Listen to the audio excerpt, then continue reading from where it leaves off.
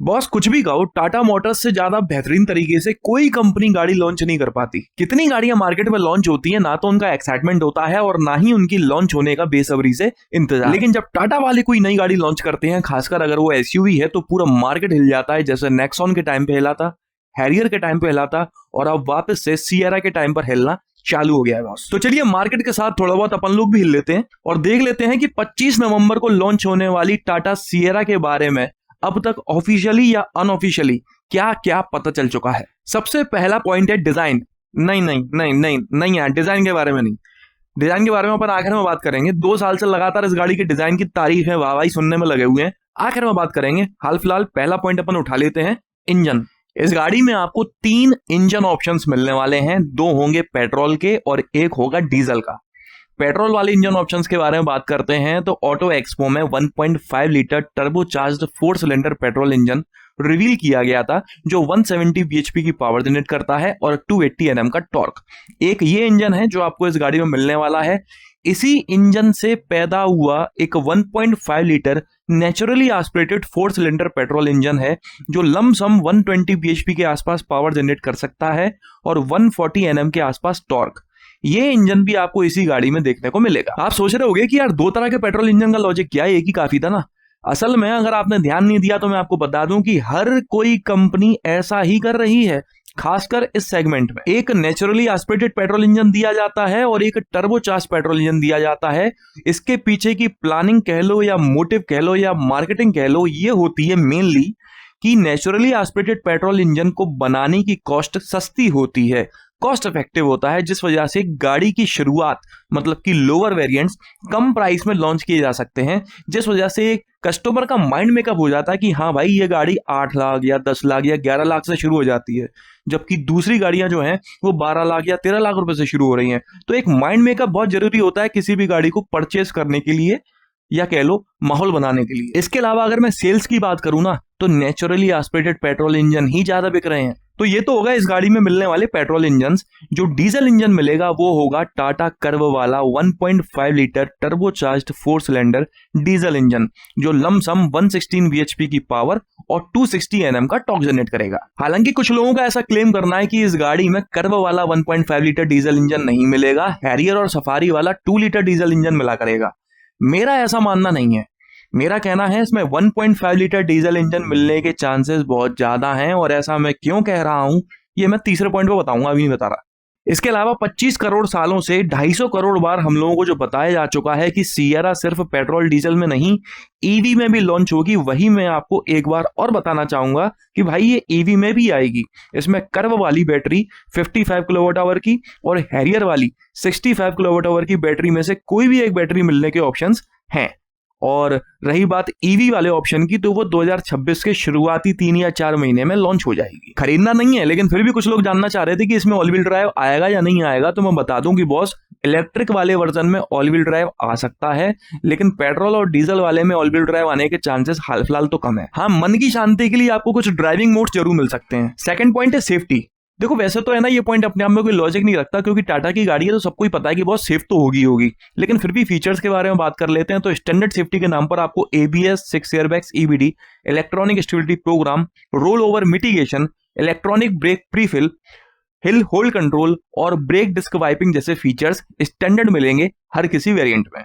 इसके अलावा top variants की बात करें तो आपको 4 डिस्क ब्रेक्स और ADAS लेवल 2 मिला करेगा। बिल्ड क्वालिटी की बात करूं तो ये गाड़ी कर्व की तरह ही एटलस प्लेटफॉर्म के ऊपर बेस्ड होगी, और कर्व पहले से ही भारत एनकैप में 5 आउट ऑफ 5 स्टार्स स्कोर कर रखी है। वैसे मुझे ऐसा लगता है कि भारत एनकैप जिस तरह से 5 स्टार्स बांट रहा है और जिस तरह से टाटा की गाड़ियों की बिल्ड क्वालिटी होती है, अगर आप कागज की गाड़ी बनाकर उसके ऊपर टाटा लिखकर भी दे दोगे ना, तो वो भी 5 स्टार स्कोर कर लेगी। तीसरा पॉइंट है माइलेज। किसी ने नहीं बताया होगा, मैं बताऊंगा। कमर सीधी और आंख बड़ी कर लो। जब टाटा वालों ने सिएरा के ट्रिपल स्क्रीन सेटअप को टीज किया था, तब इनकी MID में कुछ डिटेल्स लिखी हुई थी। जाहिर सी बात है कि वो डिटेल्स लीक नहीं हुई हैं, जानकर लिखी गई हैं।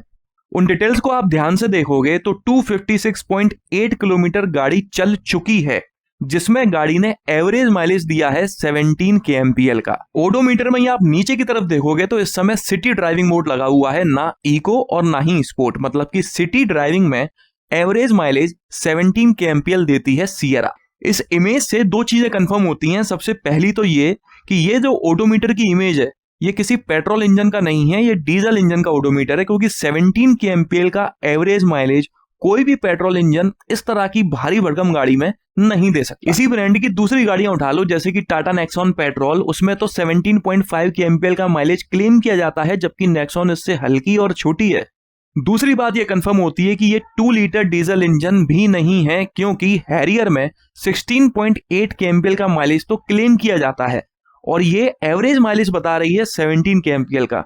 ये कैसे हो सकता है? इसीलिए मैं आपसे कह रहा था कि इस गाड़ी में हैरियर वाला 2 लीटर डीजल इंजन नहीं, कर्व वाला 1.5 लीटर डीजल इंजन यूज किया जाएगा, जिसमें 22.4 kmpl का माइलेज क्लेम किया जाता है कर्व के साथ। इस गाड़ी के साथ भी लमसम 21 के आसपास क्लेम किया जा सकता है।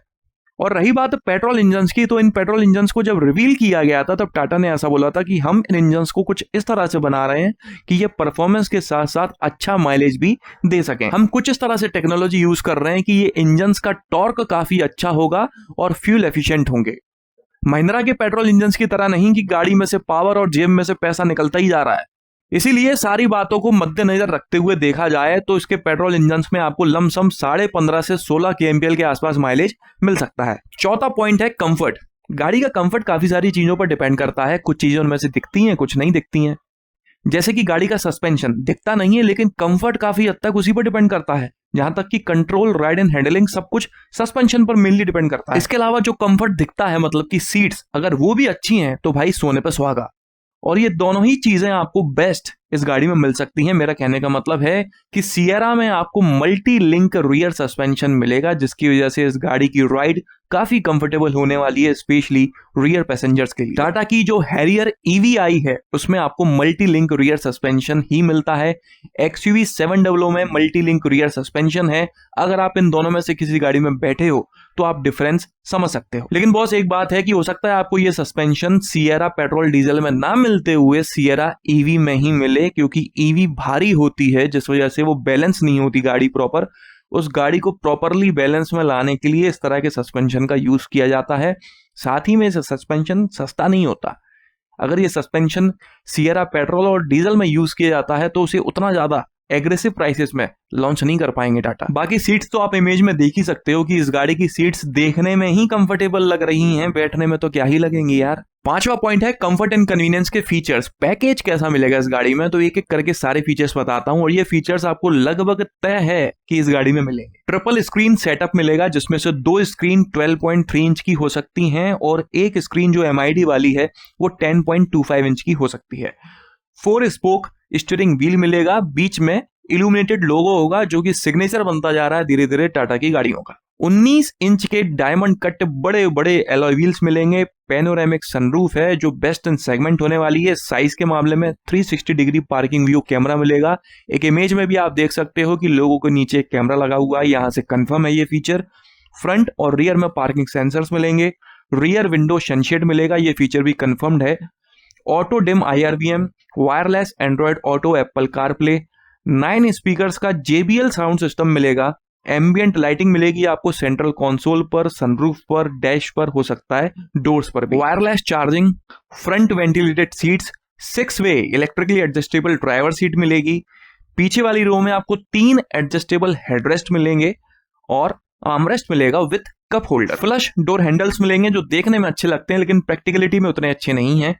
Tyre pressure monitoring system, rain sensing wipers, auto headlamps, smart e shifter, DCT automatic अगर आप लेते हो तो, पैडल शिफ्टर्स अगर आप ऑटोमेटिक ट्रांसमिशन लेते हैं किसी भी इंजन का, air purifier with AQI display, gesture controlled tailgate, push start button with smart key, cooled glove box जैसे फीचर्स आपको इस गाड़ी में मिलेंगे ही मिलेंगे। छठवां और सेकंड लास्ट पॉइंट है डिजाइन। फटाक से बात कर लेते हैं इसके बारे में। फ्रंट में आप देख सकते हो कि डिजाइन एकदम भीड़ सी नहीं मचा दी है, सिंपल डिजाइन है। LED हेडलैम्प्स हैं, कनेक्टेड DRLs है जो आजकल हर किसी गाड़ी में मिल रही है। जो ग्रिल है रेडिएटर की वो सिंपल की गई है, एकदम रेक्टेंगल शेप में। बीच में टाटा का बड़ा सा लोगो है, उसके ऊपर सिएरा की बैजिंग है। आप अगर वो देखोगे इसका फ्रंट का बम्पर, उसकी डिजाइन भी बिल्कुल सिंपल है, कोई बेमतलब के कर्व्स और कर्व नहीं दिख रहे हैं। इस तरह की सिंपलिस्टिक डिजाइन्स लंबे समय तक बोर नहीं करती हैं। जैसे कि होंडा एलिवेट का फ्रंट भी कितना सिंपल है, अच्छा लगता है, सुकून मिलता है देखने में। हम तो सियरा की बात कर रहे हैं। हेडलैम्प्स के थोड़ा नीचे देखेंगे तो आपको फॉग लैंप्स नजर आएंगे जो कि एलईडी हैं विथ कॉर्नरिंग फंक्शन, और सबसे नीचे सिल्वर स्केट प्लेट दी गई है।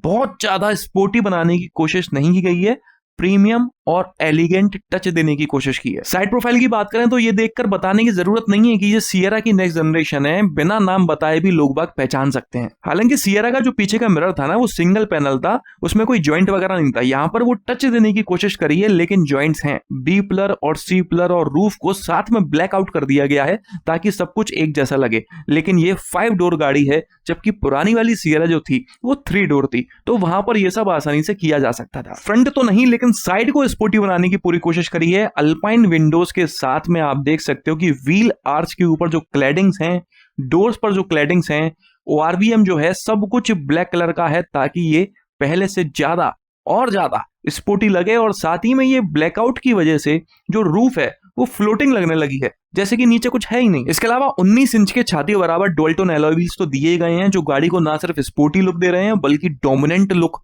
और रोड प्रेजेंस शानदार बना रहे हैं।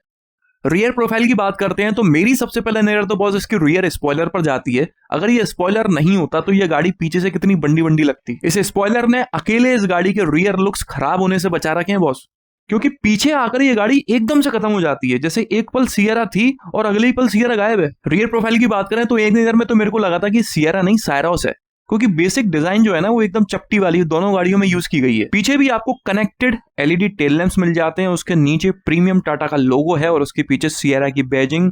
उसके नीचे बिल्कुल सिंपल बम्पर है और उसके नीचे आगे की तरह सिल्वर स्किड प्लेट दी गई है। पीछे भी कोई ज्यादा दिमाग नहीं लगाया गया है, ओवर डिजाइन कुछ नहीं है ऐसा, मतलब बहुत ही सही तरह से डिजाइन किया गया है। देखा जाए तो गाड़ी को एडवांस और फ्यूचरिस्टिक रखते हुए सिंपल भी रखा हुआ है। अगर स्टीयरिंग में से टाटा का लोगो हटा दिया जाए ना तो कोई मानने को तैयार नहीं होगा कि ये किसी टाटा की गाड़ी का इंटीरियर है, वो भी उस गाड़ी का जो इतने कम बजट में मिलने वाली है। एकदम प्रीमियम बैज और ब्लैक कलर के डुअल टोन कलर कॉम्बिनेशन से इसको डिजाइन किया गया है। साथ में बीच में आप डैशबोर्ड पर देख सकते हो सिल्वर कलर की एक थिक लाइनिंग है जो डिवाइड कर रही है स्क्रीन्स को और कंट्रोल्स को। इंटीरियर की 100-150 ग्राम जो भी इमेज हमारे पास है उसको देखकर कहीं से भी नहीं लगता कि एक कुन्ने खाते में भी टाटा ने एडजस्टमेंट किया हो प्रीमियमनेस के साथ में। दाने दाने में केसर का दम नजर आ रहा है भाई। चलिए अब आखिरी पॉइंट की तरफ चलते हैं और बात कर लेते हैं एक्सपेक्टेड प्राइसेस के बारे में। तो आप लोगों को पता ही है कि ये Creta, Seltos, Hyryder, grand Vitara वाली सेगमेंट में लॉन्च होने वाली है, तो इसके प्राइसेस भी उतने ही रखने पड़ेंगे टाटा को, तभी ये गाड़ी बिकेगी और सही तरह से अपने कॉम्पिटिटर्स को कॉम्पिटिशन दे पाएगी। इसके अलावा टाटा को इतना भी ध्यान रखना है कि इस गाड़ी के प्राइसेस जो हैं वो ना तो पूरी तरह से टाटा कर्व से क्लैश हो और ना ही हैरियर से, वरना इस गाड़ी की प्रेजेंस दोनों गाड़ियों की सेल्स को इंपैक्ट करेगी। इसीलिए जोड़कर, घटाकर, गुणाकार, भागाकार करके ये गाड़ी आपको 11 लाख रुपए से शुरू होकर 21.5 या 22 लाख रुपए तक की मिल सकती है एक्स शोरूम प्राइसेस के हिसाब से। और रही बात डीजल इंजन की तो उसकी प्राइसिंग लमसम 13 लाख रुपए से शुरू हो सकती है। क्या गाड़ी बनाई है यार, घोड़े साथ में दौड़ रहे हैं, शेर इसके सामने आके पानी पी जा रहे हैं। खैर इस गाड़ी के बारे में रोज कोई ना कोई नई डिटेल हाथ लगती है। अभी तक जो डिटेल हाथ लगी थी वो मैंने आपको सारी बता दी है। जैसे ही कोई नई इंपॉर्टेंट डिटेल हाथ लगती है तो वो भी मैं आपको किसी ना किसी माध्यम से बता दूंगा। ये वीडियो आपको किसी भी तरह से पसंद आया हो तो प्लीज इसे लाइक कर दीजिएगा, इस चैनल को सब्सक्राइब कर लीजिए और ऑल नोटिफिकेशन पर टैप करना ना भूलना। आपका दिन शुभ रहे, धन्यवाद।